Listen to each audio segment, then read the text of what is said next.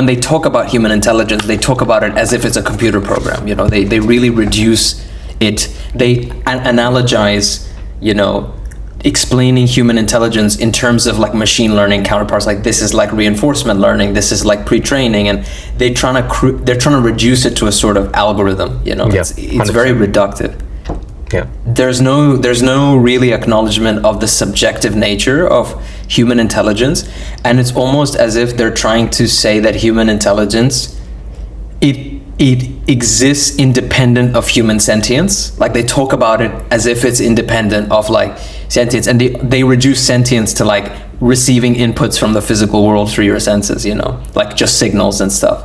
But there's so much deeper, and I think there's a much deeper power of awareness in organizing the material, the hardware of your inner intelligence. I think that's a really missing piece of the puzzle when talking about this whole landscape of what human intelligence is. Without awareness, like live awareness of a situation, I don't think it's possible to know that you don't know something.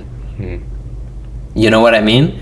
To like know from the context of the situation that you don't actually have an adequate enough response to be able to just blast out your memorized response. Because all it has is the memorized response. It doesn't have the capacity to create anything new. And I think creating something new from what you have within, the stored stuff and the potential you have inside as a human creative process that we know, it involves having the awareness to be like, I don't know what to do here. And I know that I don't know. And when I know that I don't know, something magical happens, or like from the unknown, something new emerges that is a potential solution for it, right?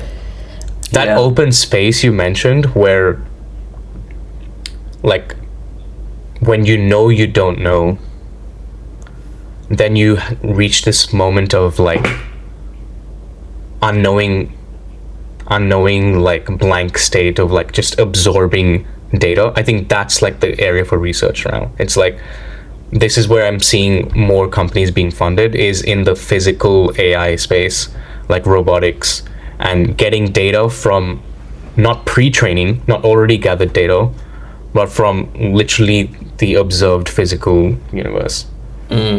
Everything is trying to mimic human mechanisms, essentially, right?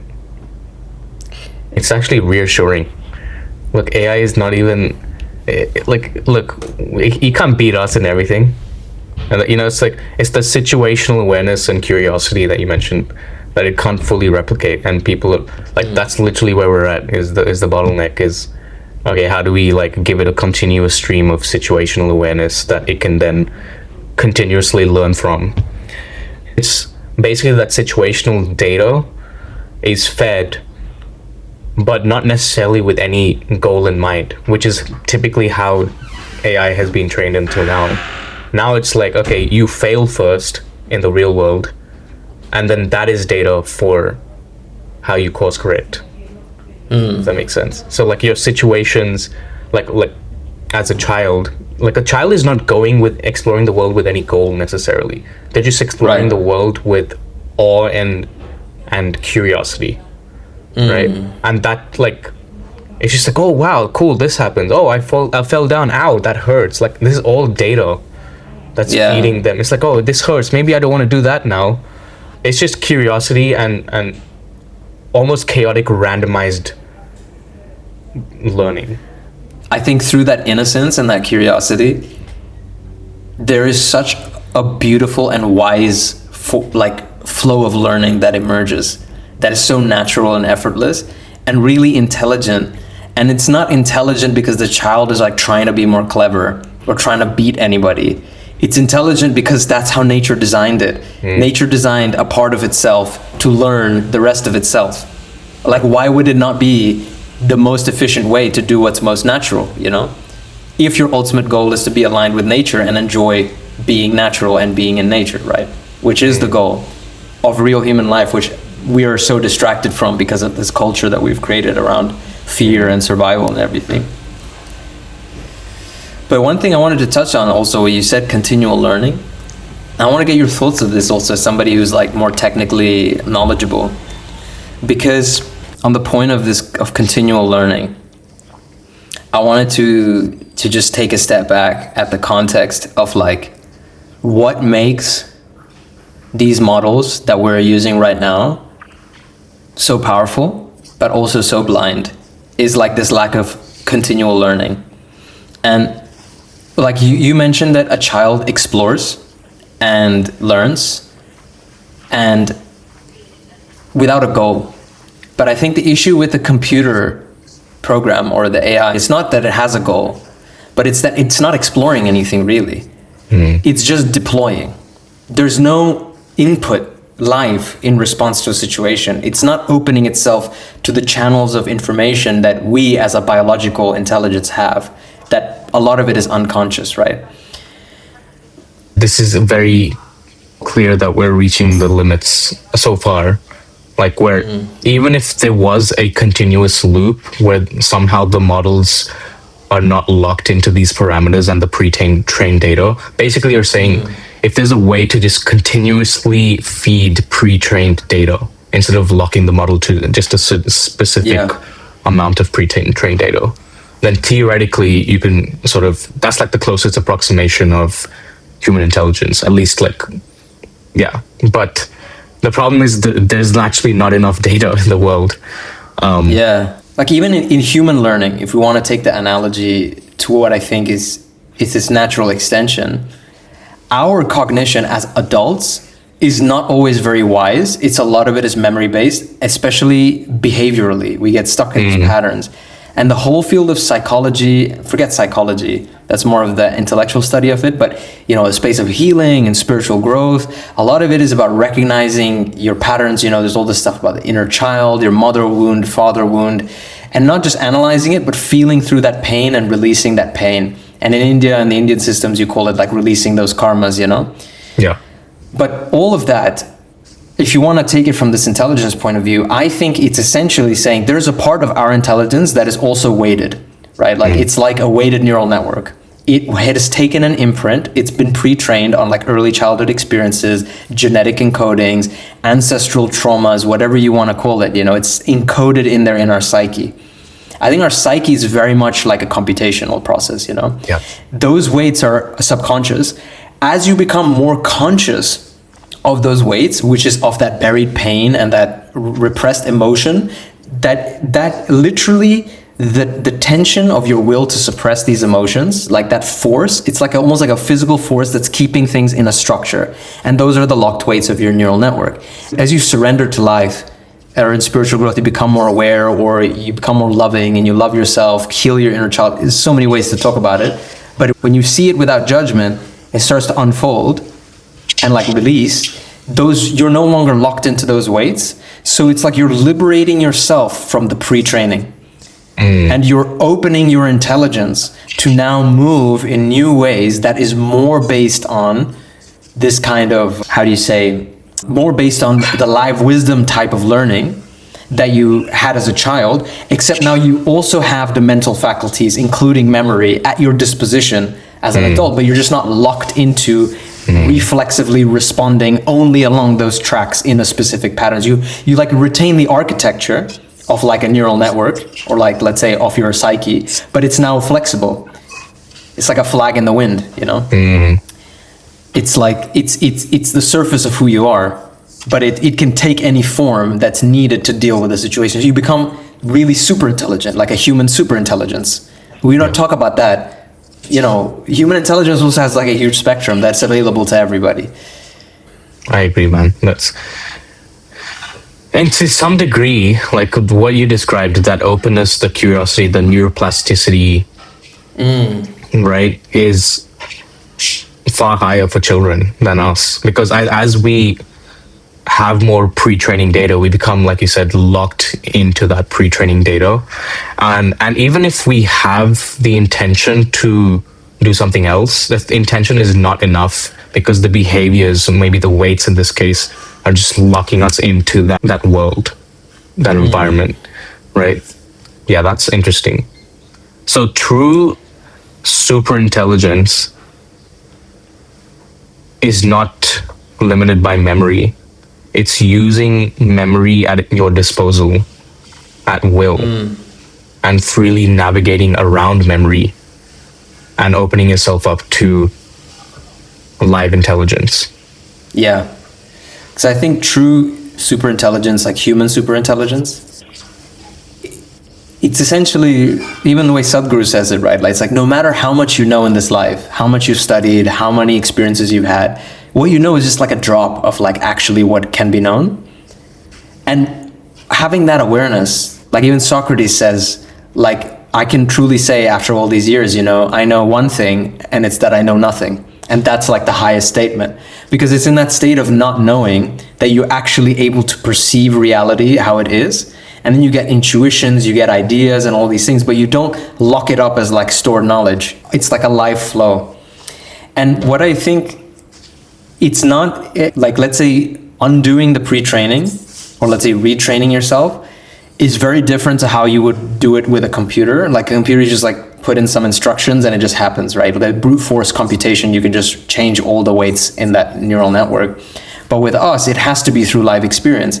And I think an intention held in one moment, in one instant, is not going to change anything. But if you sustain that intention and go through difficult experiences and you allow yourself to feel the emotion and you don't impose like a goal, you don't rush to fix it, you don't deny it, you know, all these things about having the right attitude of surrender, which is usually only talked about in a very spiritual context, but it's really the evolution of your intelligence, right? Yeah.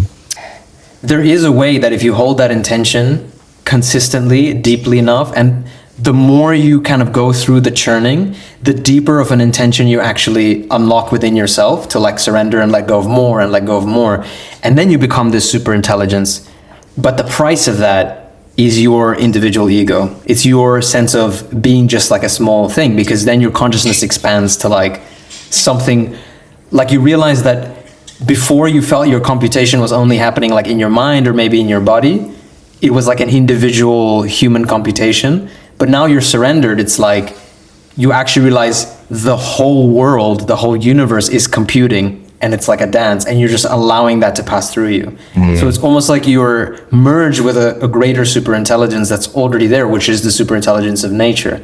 And this is what Lao Tzu is talking about with the Tao, you know? And I don't know if computers will ever be able to do that. I mean, it's a fundamentally different physical infrastructure. How can you possibly, like, this is equally a part of like physical intelligence. Right? There's so many, I guess, systems within the body itself that are not just limited to the brain. And like, first of all, we're still stuck in the brain with AI, right? It's literally just replicating the brain as much as possible. True. But we have so many different organs that cohesively work together and give us intelligence as well. Like literally what you mentioned, the energy, like in spirituality, they talk about the chakra awakenings, right? And if emotions are trapped in different energy centers, like how does a AI replicate, even understand that? It cannot. That's true. It's a fundamentally different infrastructure it's working on.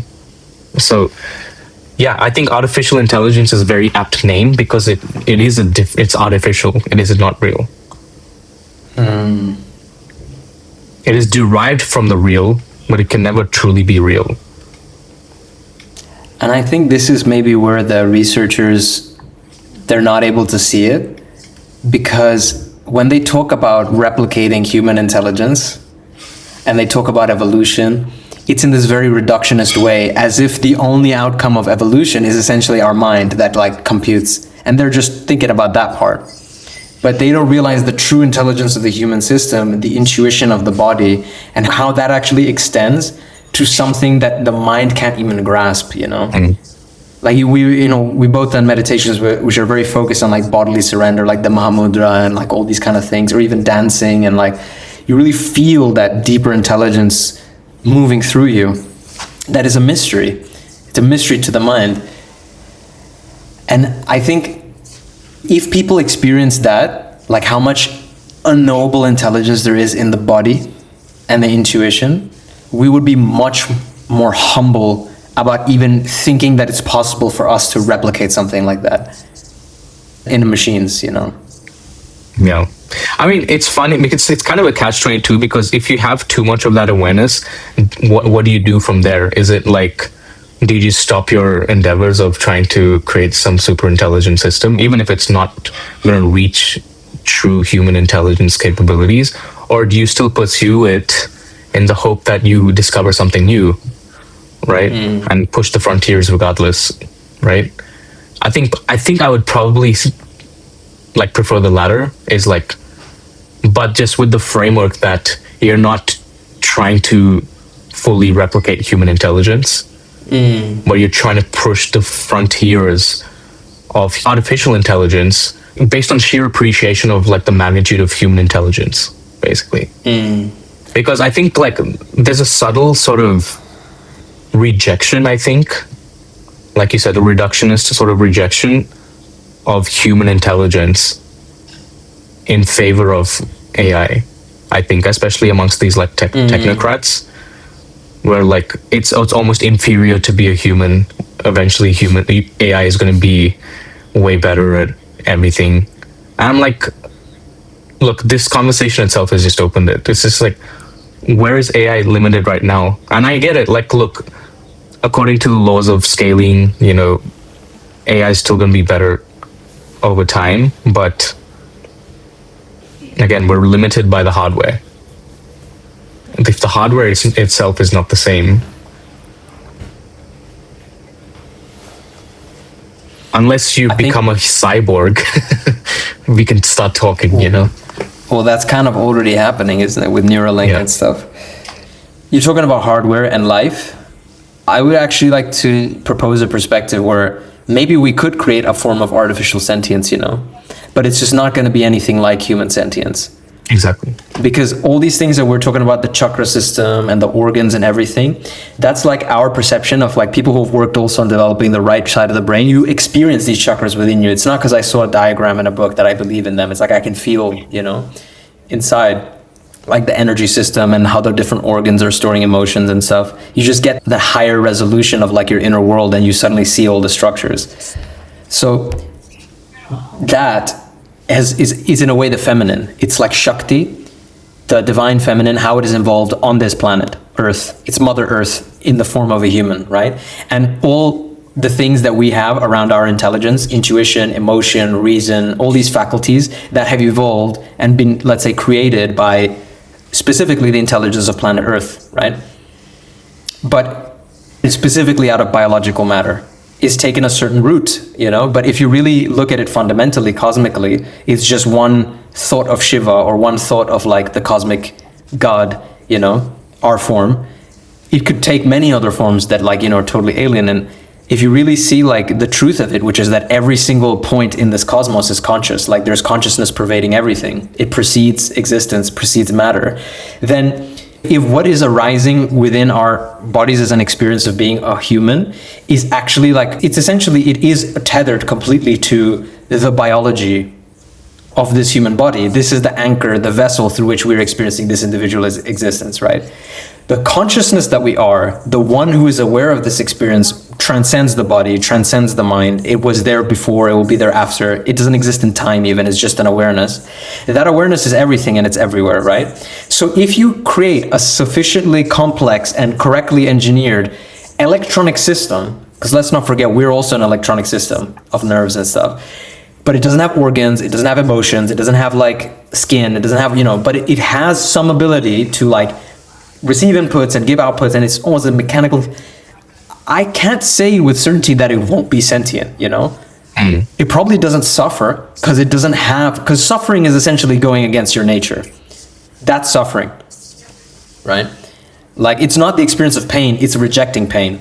But like this thing, would it even feel pain or something? But like it could still be aware of like the computation of like, I don't know what it would be like to be inside that, but I think it could be possible. Like I don't see a reason why it's not, because a true mystic knows that the rock is as conscious as he is. It's just that he is able to have thoughts, emotions, and sense perception because of this body, which is the instrument through which it's that the consciousness is locally experiencing itself through that instrument, right? You understand what I'm saying? Like, but if you make actually like a robot, like consciousness may start experiencing itself locally in that robot.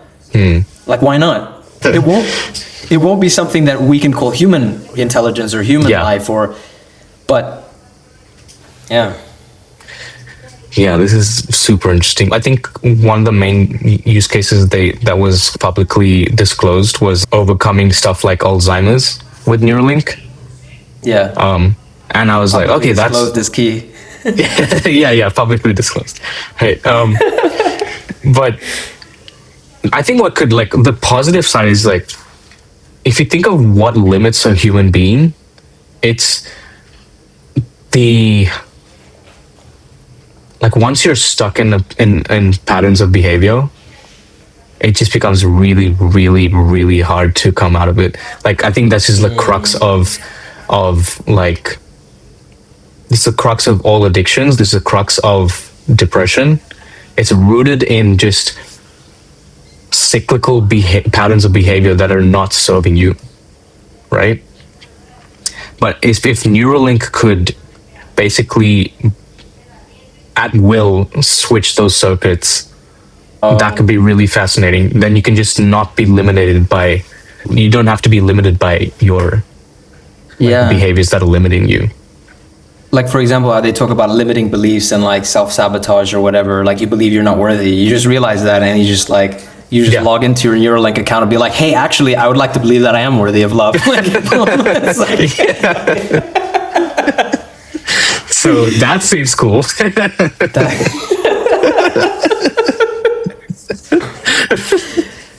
That would be crazy.